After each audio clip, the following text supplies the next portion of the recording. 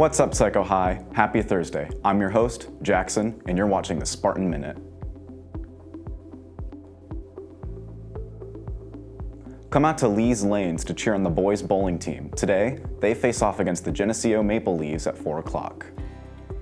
The Spartan wrestling team will also be competing today. They will be wrestling Morris here in the SHS main gym at 6:30. The first Madrigal performance is today at St. Mary's Banquet Hall. If you haven't gotten your tickets, today is the last day you can buy tickets in the box office, room R107. The last performance is tomorrow.